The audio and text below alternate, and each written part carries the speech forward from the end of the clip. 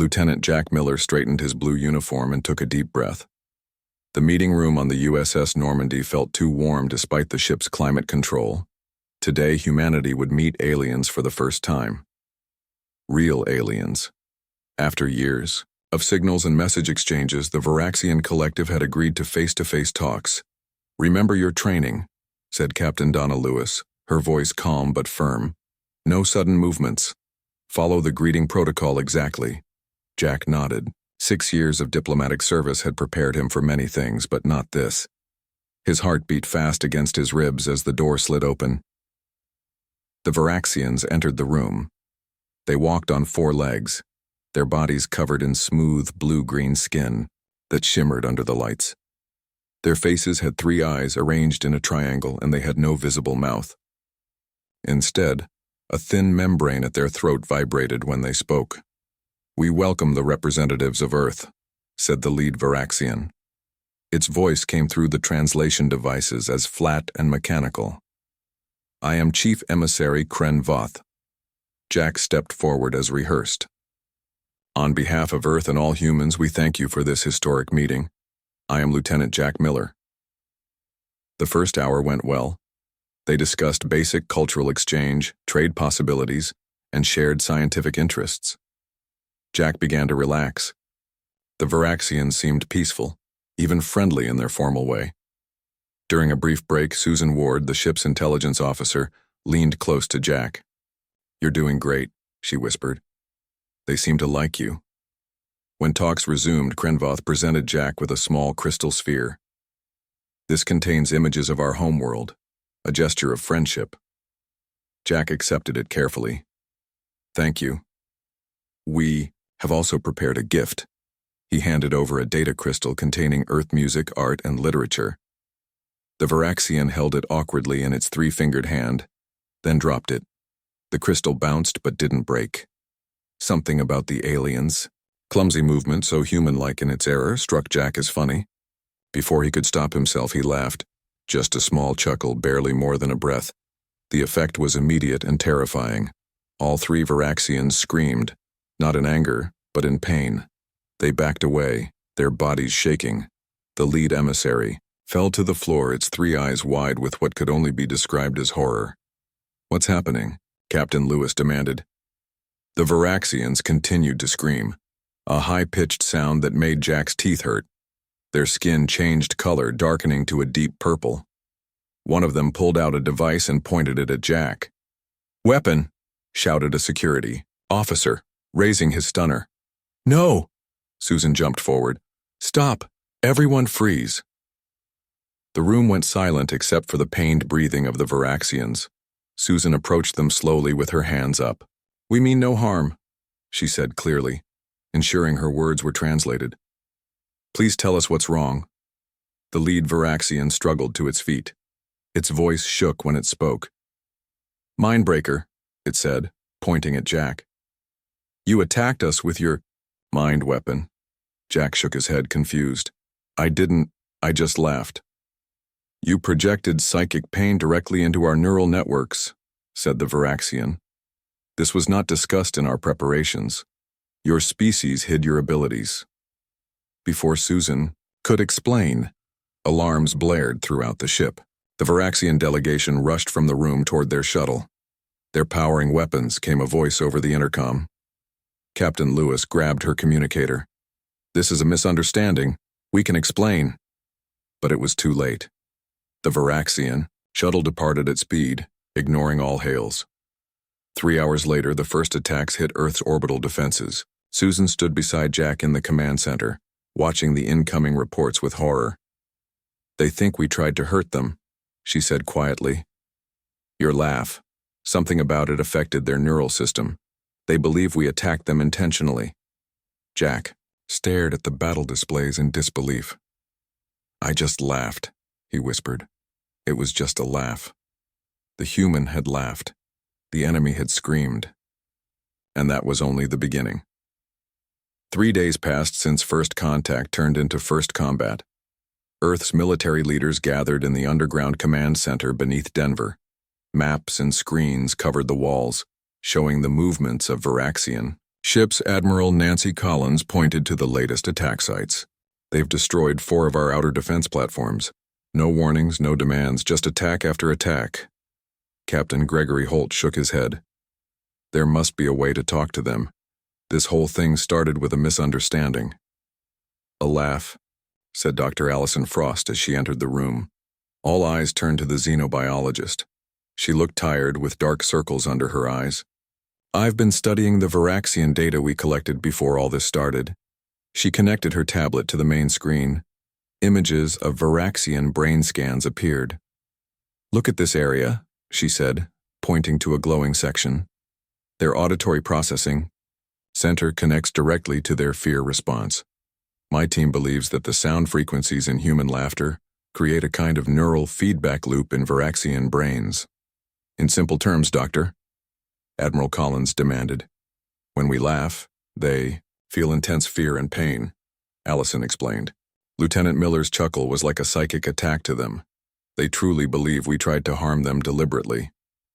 Jack Miller sat quietly in the corner of the room. Since the incident, he had barely spoken. Now he looked up. So I started a war by laughing? You couldn't have known, Susan Ward said from beside him.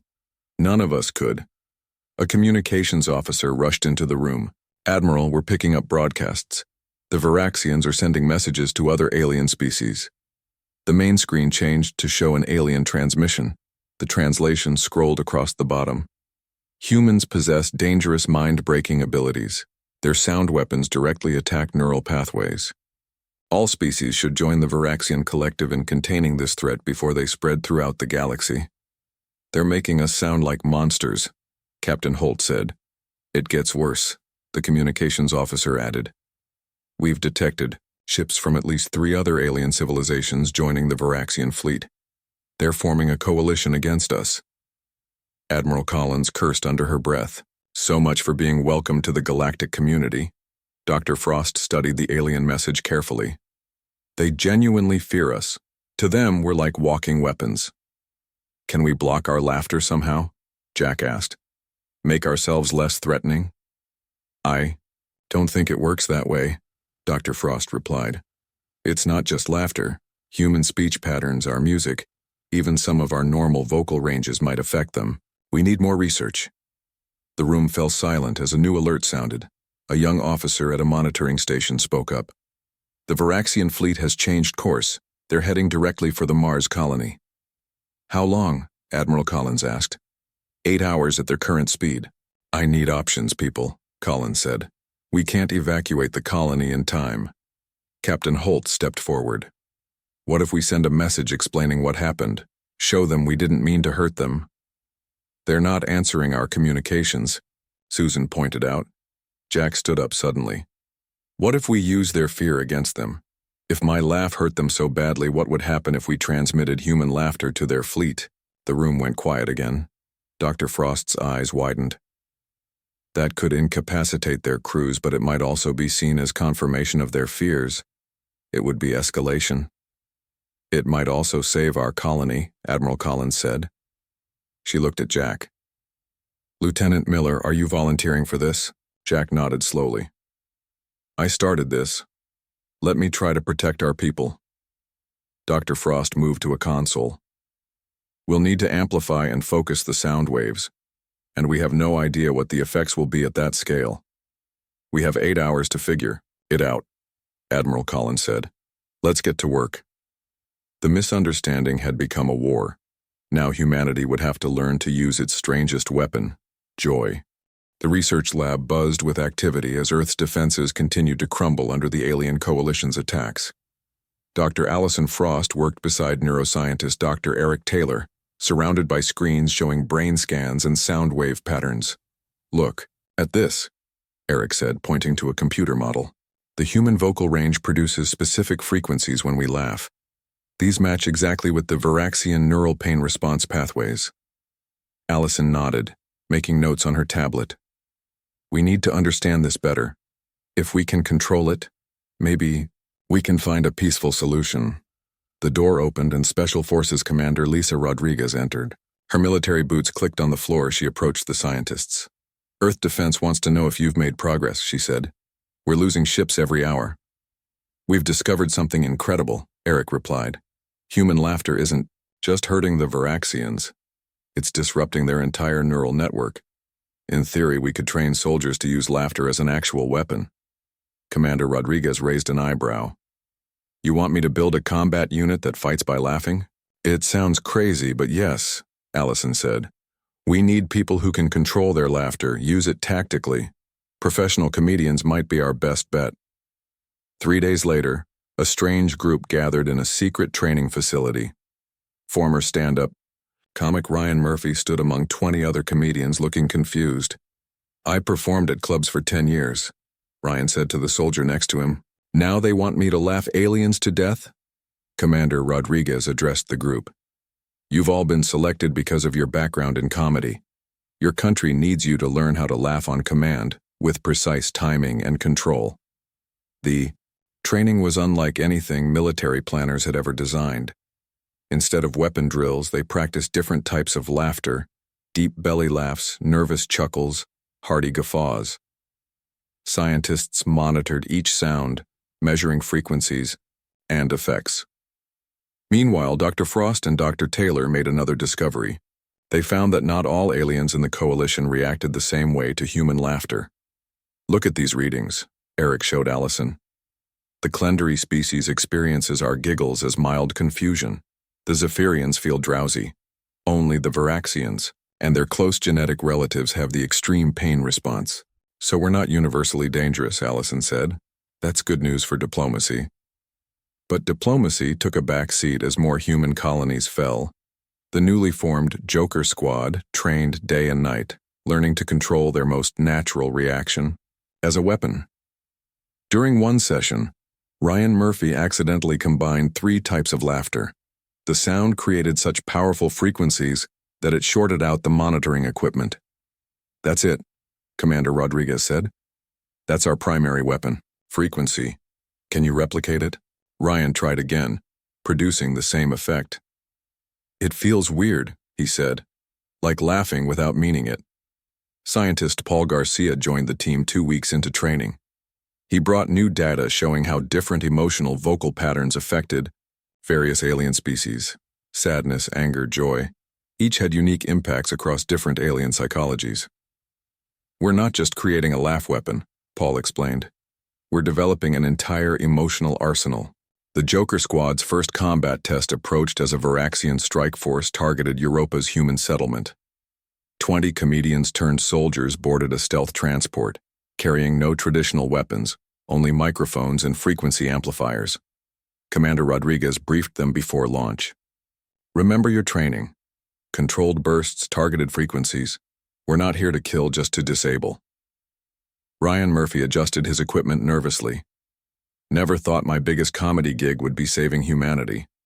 The transport approached Europa, as alien ships bombarded the surface. In the cargo bay, the Joker Squad took deep breaths, preparing to transform humanity's most joyful sound into a weapon of war. They had learned to control what once seemed uncontrollable.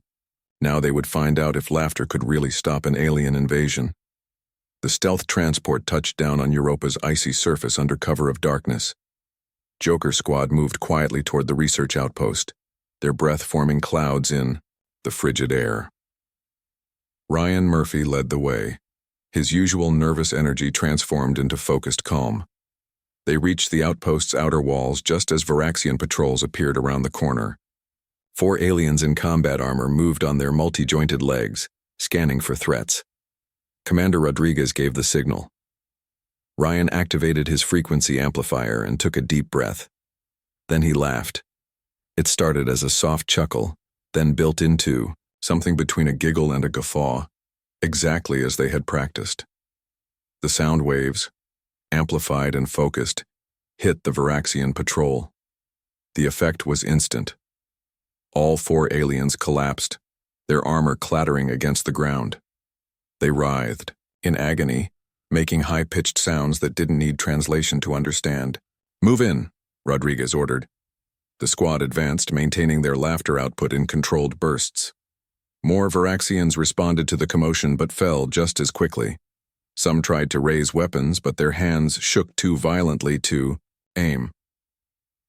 Inside the outpost's main building, security cameras captured everything.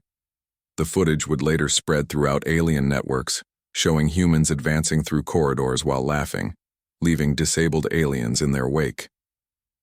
Scientist. Paul Garcia monitored the operation from Earth.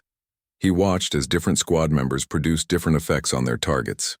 Dana White's high-pitched giggle caused the strongest reaction, while Mike Howard's deep belly laugh seemed to penetrate armor better. "We're recording incredible data," Paul told Admiral Collins, who stood beside him. "Each person's unique laugh pattern creates specific neurological responses." The Admiral nodded grimly. "They're seeing our children's birthday parties as weapons demonstrations. What kind of galaxy have we entered?"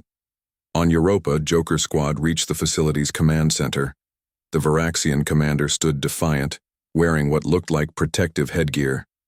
"Your sound weapons won't work on me, humans," the alien said, through its translation device.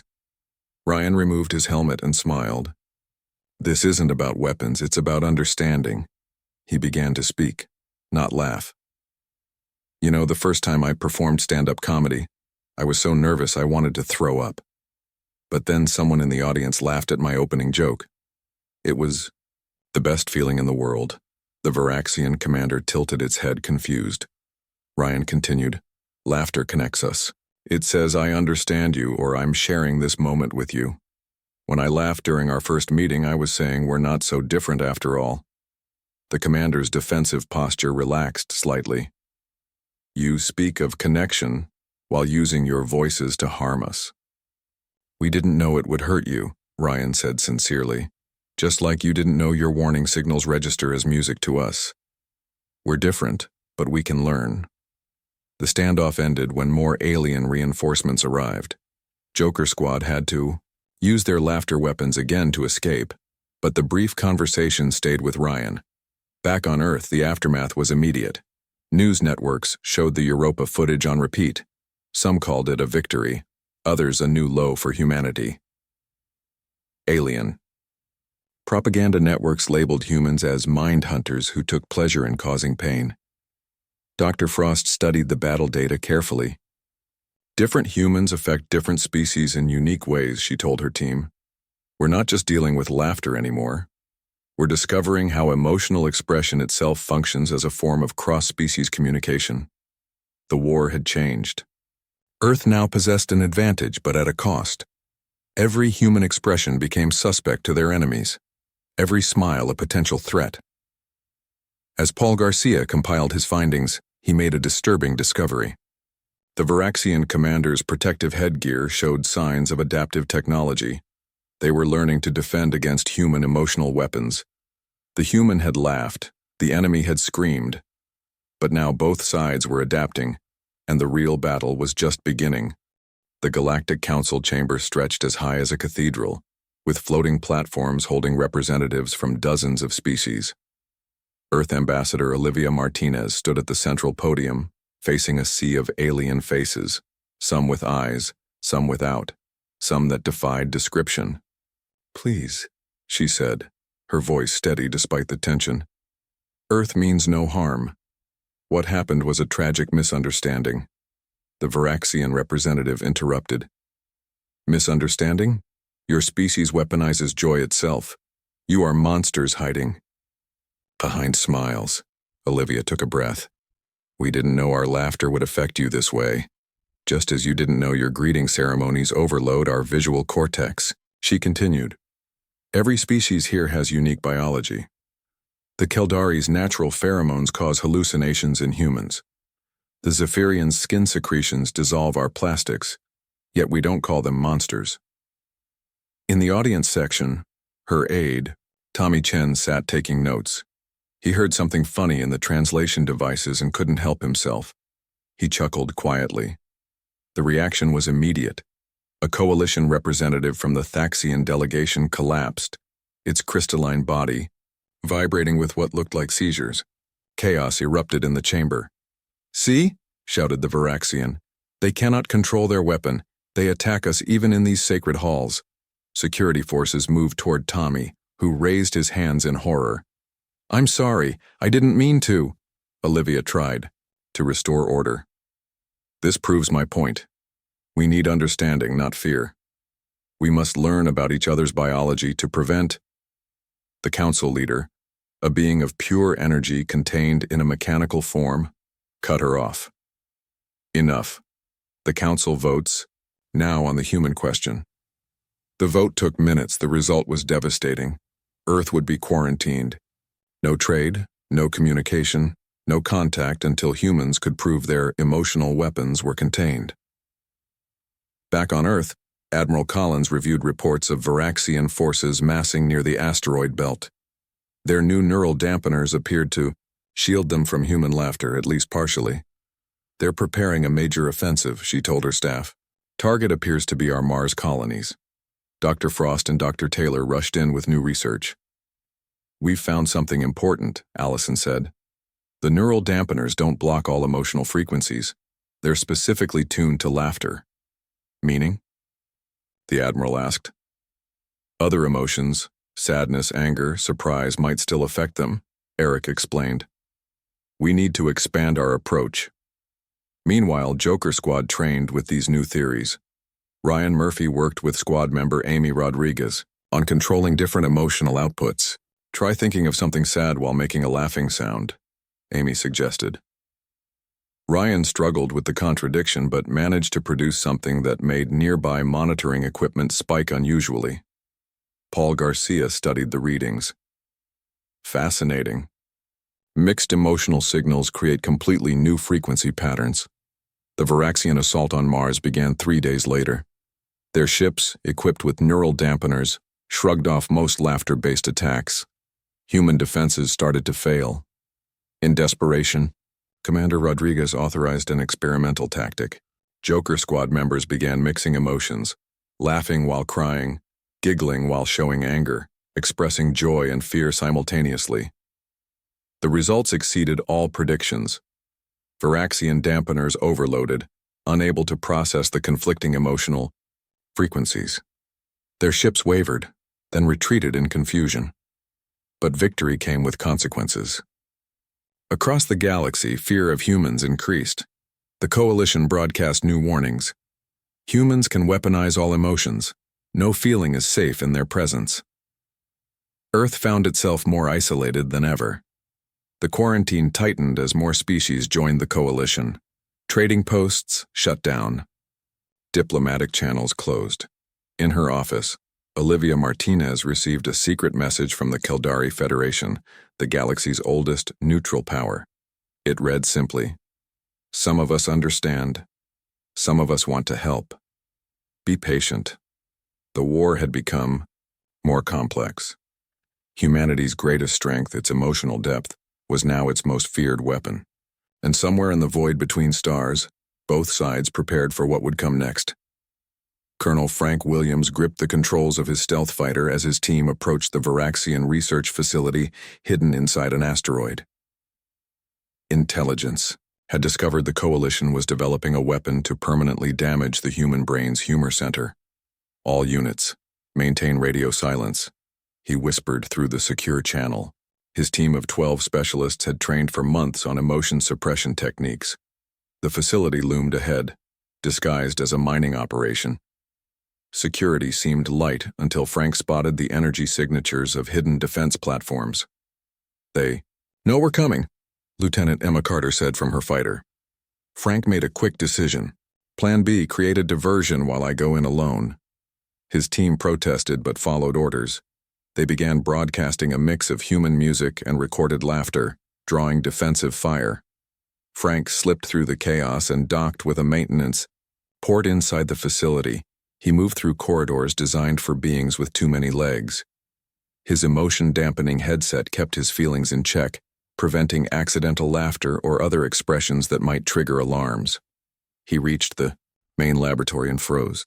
Dozens of captured humans floated in suspension tanks, connected to alien machinery. Data screens showed brain scans with the humor processing centers highlighted. A Varaxian scientist entered, accompanied by guards. Frank hid behind equipment as they discussed their progress. The weapon prototype functions as designed, the scientist said through translation. It will permanently disable human laughter capabilities within a 50 light-year radius. Frank's heart raced.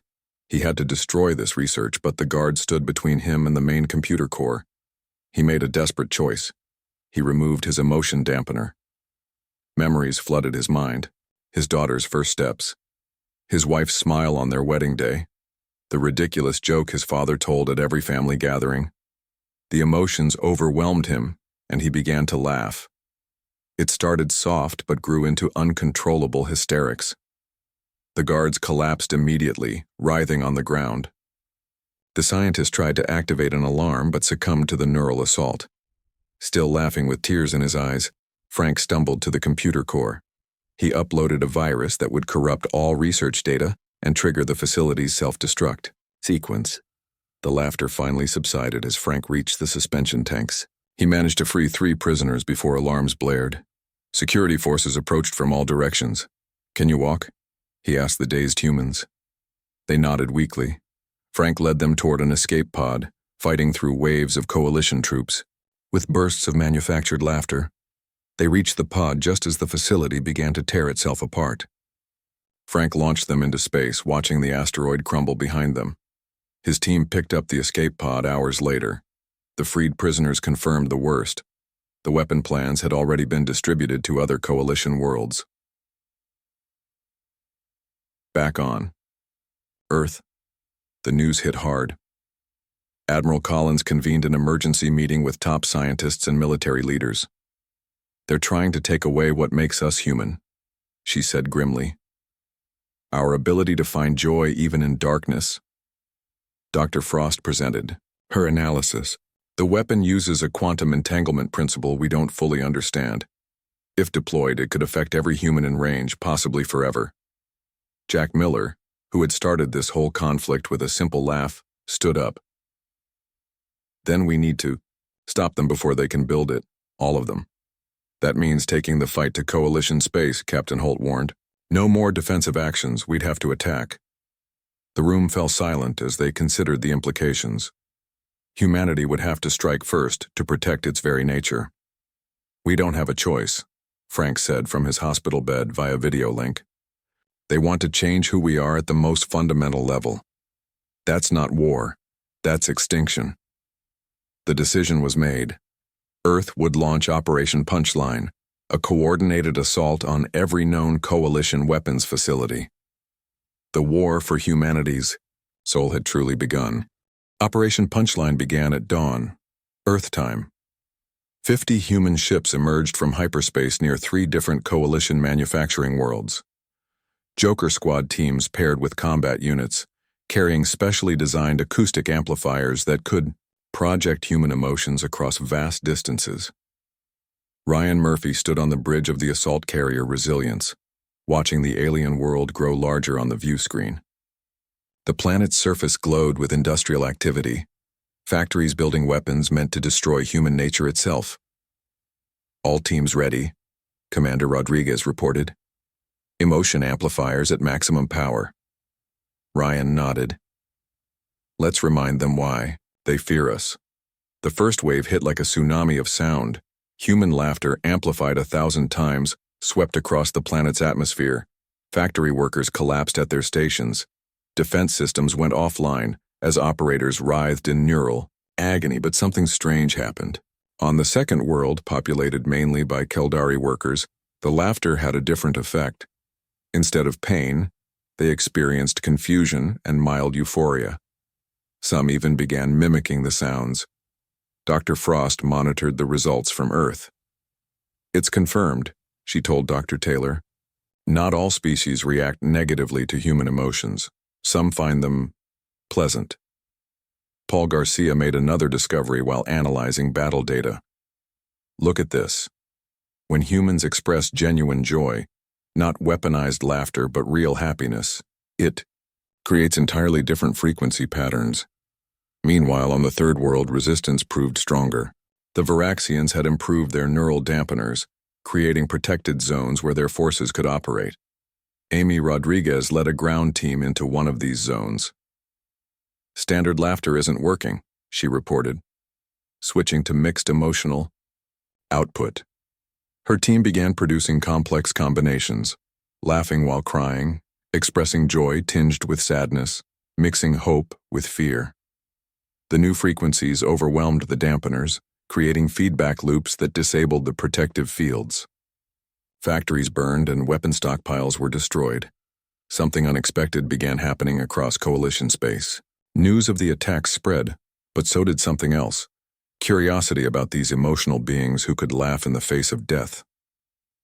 On a neutral trading station, a group of young Zephyrians secretly gathered to watch smuggled videos of human comedy shows. They didn't understand the words, but something in the rhythm and tone made them feel strangely happy. A Keldari merchant began selling recordings of human children laughing, marketing them as mood enhancers. Despite official bans, demand grew rapidly. Back on the battlefield, Ryan's team discovered a Coalition command center. Inside, they found General Vraxtel, the architect of the anti-humor weapon. "You cannot win," the Varaxian general said through heavy shielding. "Even if you destroy every facility, the knowledge remains. We will build again." Ryan removed his helmet and smiled. "You're missing the point. We're not trying to destroy you. We're trying to show you that joy isn't a weapon, it's a gift." He began to speak about his daughter's first laugh, his grandmother's terrible puns, the way humans find humor even in dark times. As he talked, something shifted in the room's atmosphere. "Your words," Vraxtel said slowly. "They create patterns I have not encountered before." Dr. Frost, monitoring remotely, gasped. "He's responding to storytelling. The narrative structure bypasses their defensive responses." Across the three worlds, human forces began changing tactics.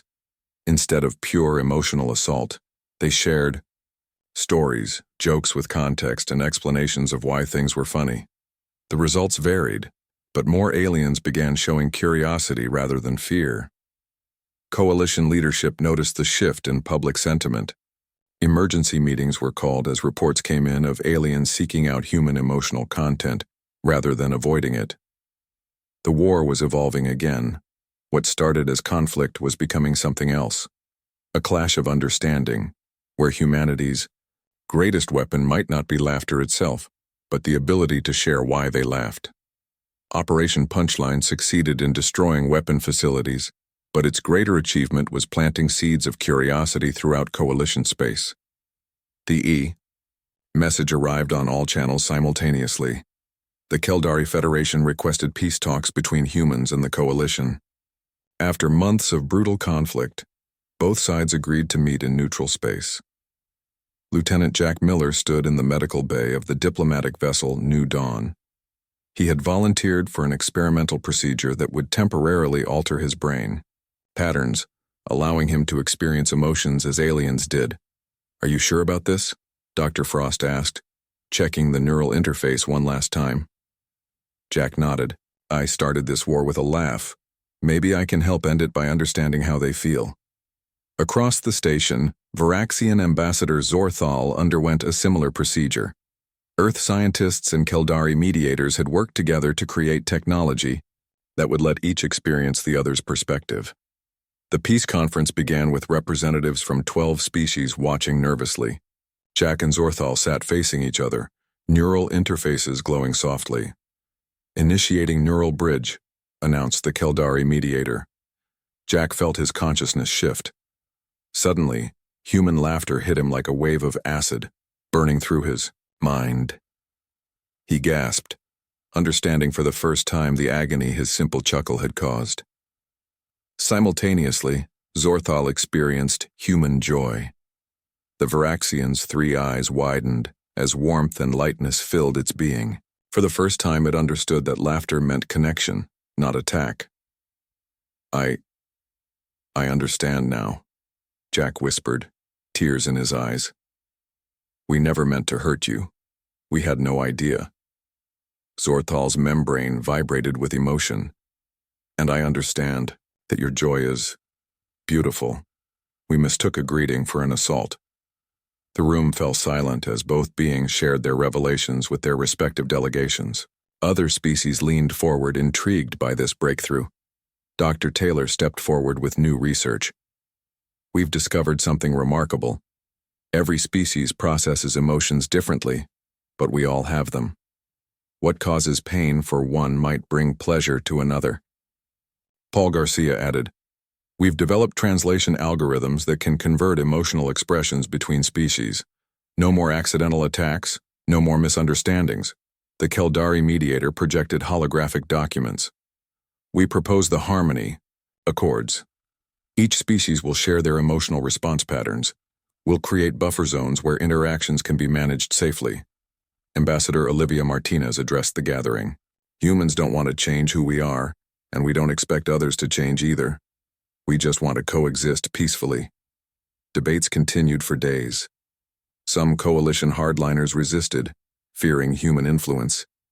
But reports kept arriving of aliens, secretly enjoying human content, of unexpected friendships forming in remote outposts. Finally, Zorthal spoke. "Perhaps we have focused too much on our differences. The humans have shown us something important. That understanding can bridge any gap." The Harmony Accords were signed a week later. The document established emotional translation protocols for all member species, safe interaction zones with appropriate neural dampening, cultural exchange programs to promote understanding, joint research initiatives on cross-species communication, a commitment to view differences as opportunities, not threats. 6 months later, Jack visited the first human Varaxian Friendship Center. Children from both species played together, wearing special headsets that translated their emotional expressions safely. He watched a human girl tell a joke to a Varaxian child.